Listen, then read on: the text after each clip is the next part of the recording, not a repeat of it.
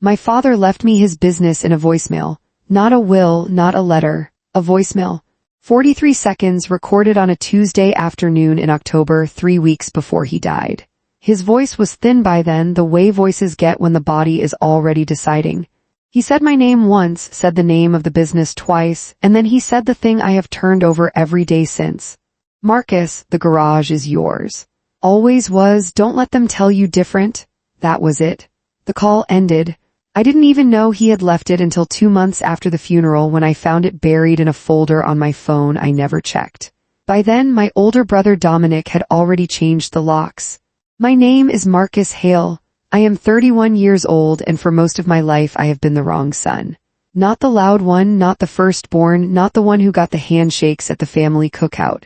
I was the one in the pit, under the cars, hands black to the wrist by 7 in the morning.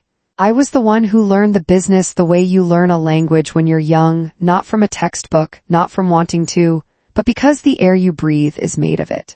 My father's garage, Hale & Sons Auto, sat on the corner of Delmer and 9th in a part of St. Louis that the city kept meaning to renovate and kept forgetting. It had been there for 31 years, 1 year longer than me, which my father used to say made us practically twins.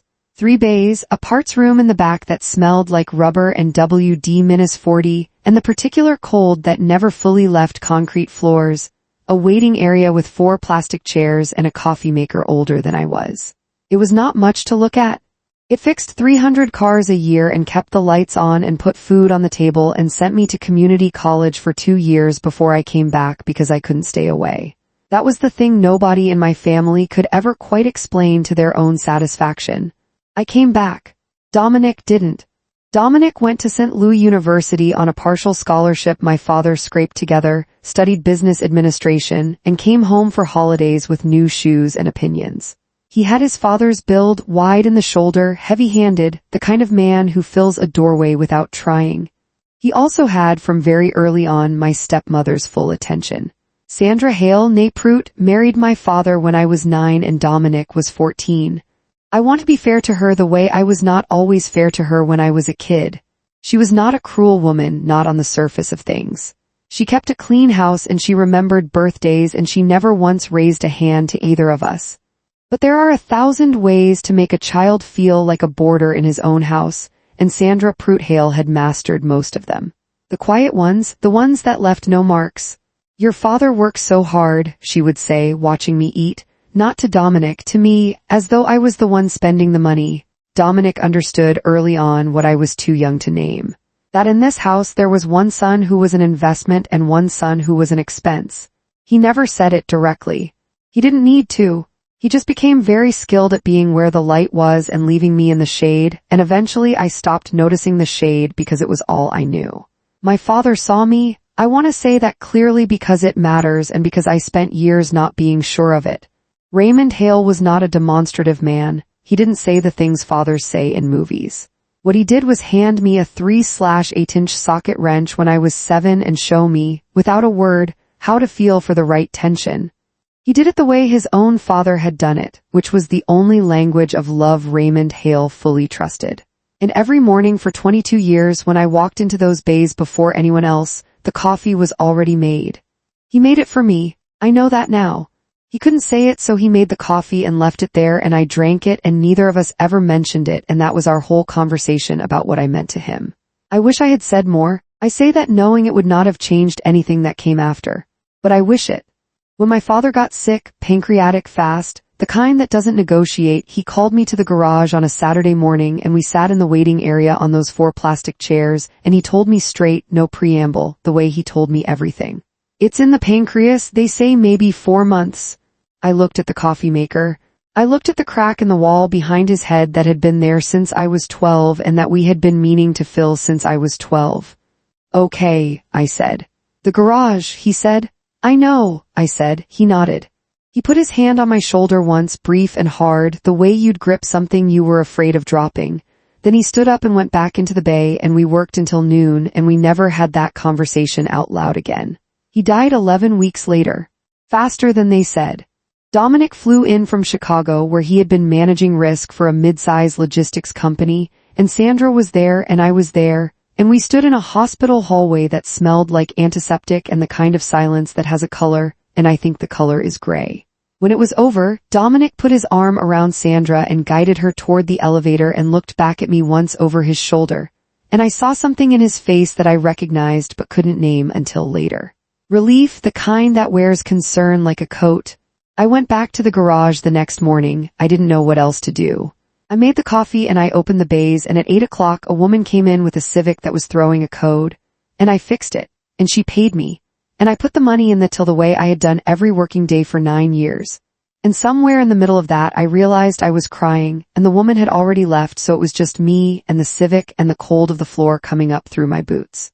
That was November. By January the locks had changed.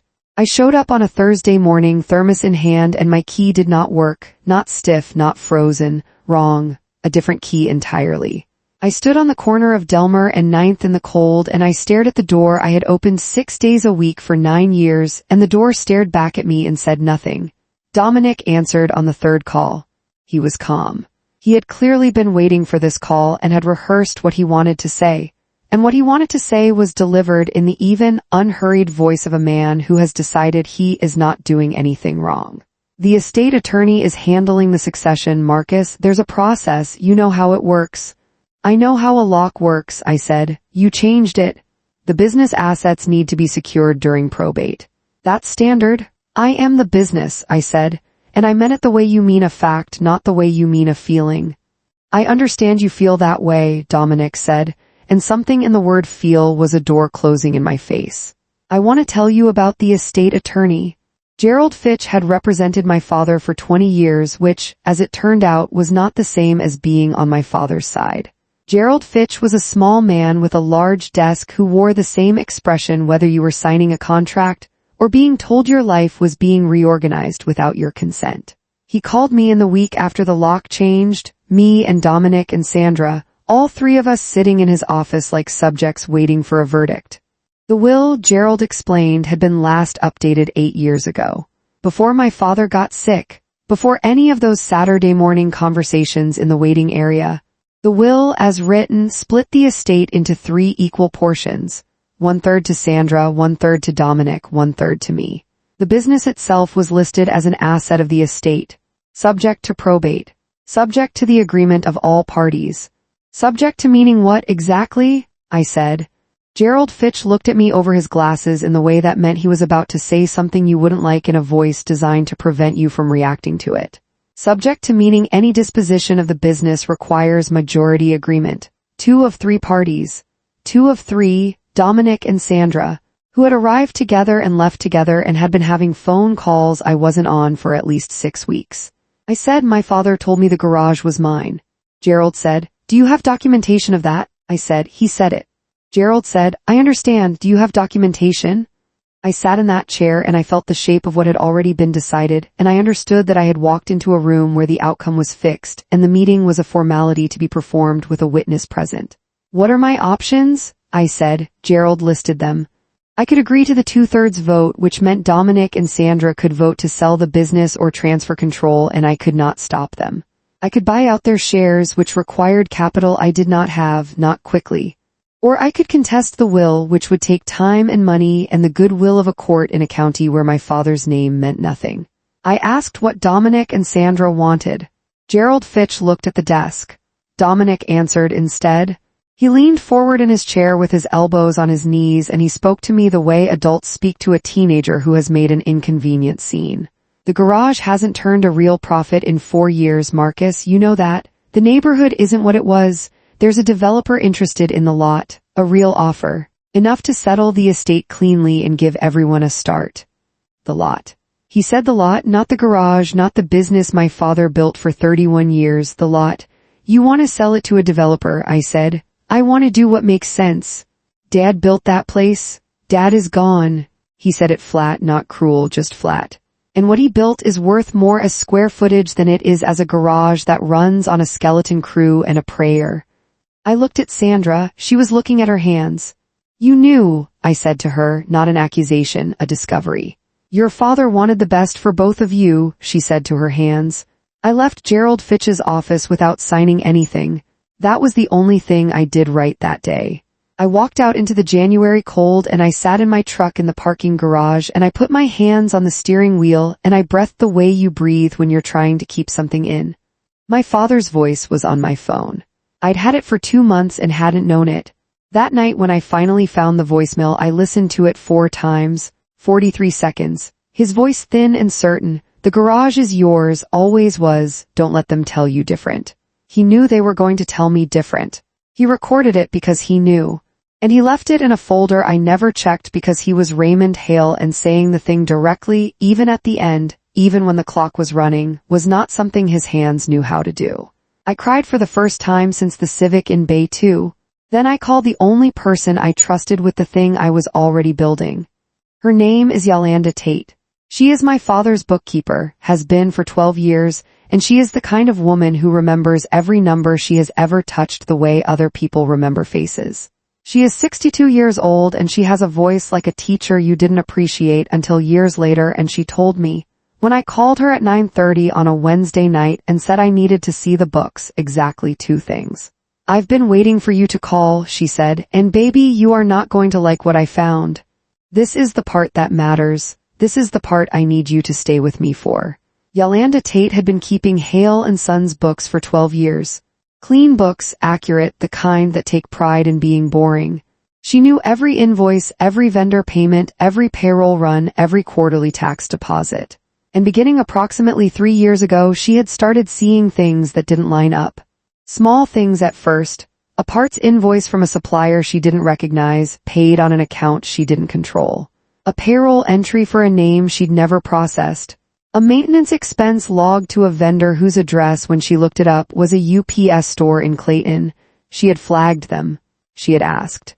She had been told by Sandra, who handled the administrative side and always had, that the new vendor was a supplier Dominic had sourced, and that the accounts were fine, and that Yolanda should focus on the ledgers she was responsible for.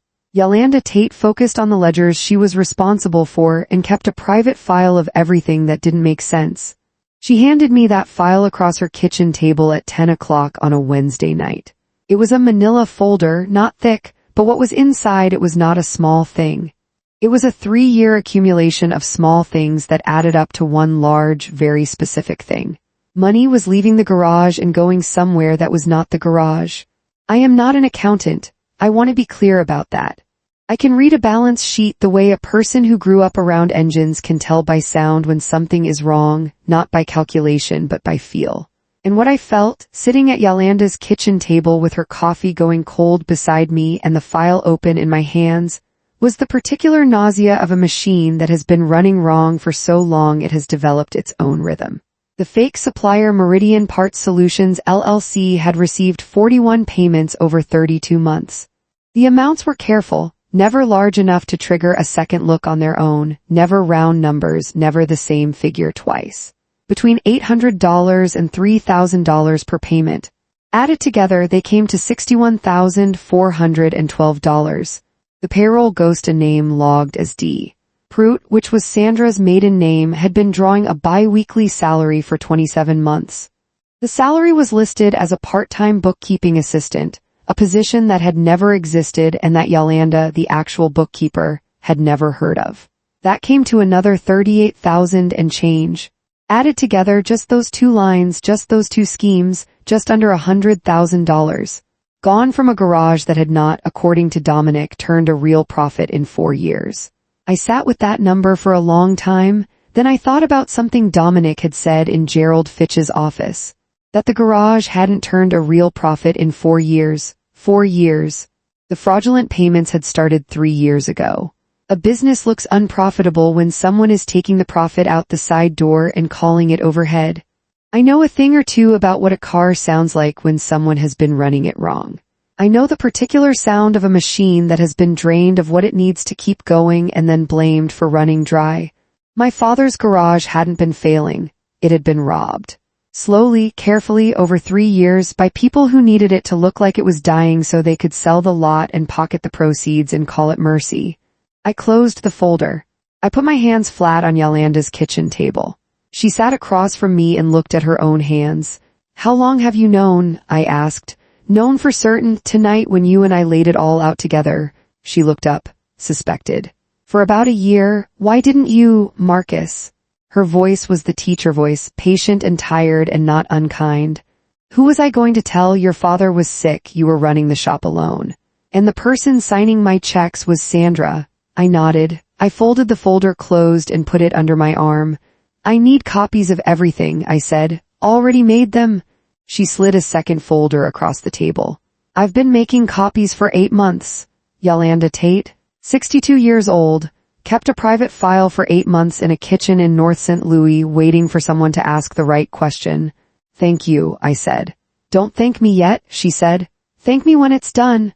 Here is where I have to tell you something honest, because I've been building toward a version of this story where I am the wronged party who does everything right, and the truth is more tangled than that. I was angry. I was 29 years old and I had just learned that the business I had given my best years to had been quietly hollowed out from under me, and my father had died not knowing it, or maybe knowing it and being too sick to fight it, and the grief and the anger were the same temperature and I could not always tell them apart. My first instinct was not quiet. My first instinct was to drive to Dominic's hotel and put the folder through the window of his rental car. I did not do this. But I sat in the parking lot of a Walgreens at midnight and thought about it in enough detail that I am including it here so you understand what I was managing. I called a lawyer instead. Her name is Priya Anand, and she is a litigator who handles business disputes and estate fraud and who had been referred to me by a guy at my gym who owed me a favor. I called her at midnight and she answered because she was still at her desk, which told me something about her. I told her what I had. She was quiet for a moment. Then she asked me 3 questions. Were the payments documented? Were the ledgers intact? And did I have any evidence of who controlled the shell company? Yes, and not yet. Get me the LLC registration, she said. Missouri Secretary of State online tonight. Look up Meridian Part Solutions. I pulled over in the Walgreens parking lot and looked it up on my phone. Registered agent, D. Hale. Registered address, the house in Chesterfield where Dominic had grown up and Sandra still lived. D. Hale, not Marcus Hale, not Raymond Hale, Dominic Hale. I read it twice. The screen light on my face in the dark parking lot, the heater running, the rest of the world asleep. Got it, I told Priya. Send it to me, she said. And Marcus, don't talk to anyone in that family until you've talked to me again. Not Dominic, not Sandra, not the estate attorney. Gerald Fitch works for them, I said. Gerald Fitch works for the estate, she said. That's not the same thing anymore. I'll explain tomorrow. I drove home. I did not sleep. I made a list instead, the way my father made a list when an engine came in with a complicated problem, noting every symptom in order before touching a single bolt. I laid out what I knew, what I could prove, and what I still needed. What I knew, the garage had been systemically defrauded. What I could prove, $61,000 from a shell company registered to my brother, $38,000 from a ghost employee with Sandra's maiden name. What I still needed, the connection between those payments and the people who received them, a bank account, a transfer record, something that tied the money to a name. What I had not yet done, listened to the voicemail carefully enough. I listened to it again at 2 in the morning, sitting at my kitchen table with the folder open in front of me and the file from Yolanda beside it. 43 seconds. His voice thin and certain. And this time, because I was listening for something different, I heard something I had missed in the 4 previous listenings. At the very end, after "Don't let them tell you different," there was a sound. Rustling, like paper. And then, soft but clear, because my father was not a man who spoke softly, and even dying he did. At the very end, after "Don't let them tell you different," there was a sound. Rustling, like paper. And then, soft but clear, because my father was not a man who spoke softly, and even dying he didn't fully learn a few more words. It's in the, and then a breath heavy and slow. In the watch. The silence after it was the silence of a man who had run out of energy but not out of certainty. In the watch. My father wore the same watch for 20 years. A Seiko that his own father had given him, stainless steel, scratched in a dozen places from 3 decades of engine work. He had worn it every day of my life, every working morning, every Saturday in the waiting area on the plastic chairs. He wore it to his last appointment, and I had seen it on his wrist in the hospital, and afterward, when they gave me his effects in a plastic bag, it was inside. I had put the plastic bag in my kitchen drawer and I had not opened it since. I got up from the kitchen table and opened the drawer. The bag was there. I opened it. The watch was inside, the scratched Seiko, the face still running. He had wound it fully the last week, I think, or it had wound itself from the movement in the bag, or things like that simply do not stop when they should.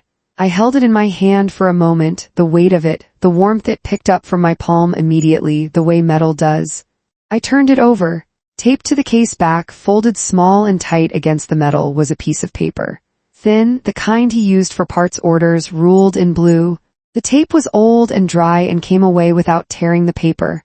I unfolded it. His handwriting. Block letters, the way he wrote everything, pressing hard enough to leave an impression 2 pages down.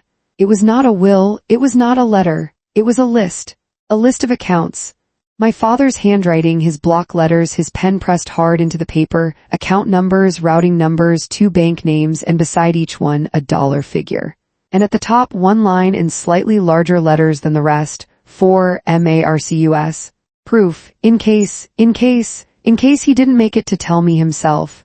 In case the voicemail wasn't enough. In case the Saturday conversation in the waiting area didn't become the document it needed to be. Raymond Hale was not a man who knew the words for things, but he had known, in his own wordless way, that something was wrong with his books, and he had known that when he was gone the wrong people would be in position to make it disappear, and he had known that I would need proof that lived somewhere outside a file cabinet someone else could access. He hid it in the thing he wore every day, the thing no one would touch without his permission. I sat at my kitchen table at 2:30 in the morning with a Seiko watch in one hand and a folded list in the other, and I understood, finally and completely, what my father had been trying to tell me. Not just that the garage was mine, that he had known it was being taken and he had left me the tools to take it back in the only language he fully trusted. Not words, proof. I called Priya Anand at 7:30. She answered on the second ring. I have bank account numbers, I said. A pause, then, where did you get bank account numbers? My father's watch, I said. Another pause longer. Then, and I have held on to this, she made a small sound that was not quite a laugh but was in the same neighborhood. Tell me everything, she said. Here is what the accounts told us, once Priya's team had subpoenaed the records and matched them against Yolanda's ledger. Meridian Parts Solutions LLC held a business account at a regional bank in Clayton. Over 32 months, $61,000 had flowed into that account from Hale and Sons. From that account, the money had been transferred in chunks to a personal checking account. The personal checking account was in the name of Dominic R. Hale. The ghost payroll, the deep-root salary entries had been flowing to a different account. That account was in the name of Sandra C. Hale. They had built 2 separate pipelines, running parallel for nearly 3 years, draining the business that my father built while he was too sick to watch the books and I was too busy keeping the bays open to watch anything else. The business that they told me was failing. The business they wanted to sell for the lot value. The business they had engineered the failure of in order to justify the sale. Priya filed on a Tuesday. I want to tell you it felt like fire, like the satisfaction you imagine when you have been wronged and the instrument of correction is finally in your hand. But the truth is it felt like something much quieter. Like tightening a bolt to the right torque, like the click of a socket finding the correct hex, like the work. She filed a civil action against Dominic and Sandra Hale for breach of fiduciary duty, conversion of estate assets, and fraud. She also filed to reopen the estate proceeding and requested the court appoint an independent administrator, since Gerald Fitch had, at minimum, a conflict of interest he had not disclosed, and at maximum a working knowledge of what was happening that he had chosen not to apply. She filed on a Tuesday and on Wednesday the estate attorney's office called her.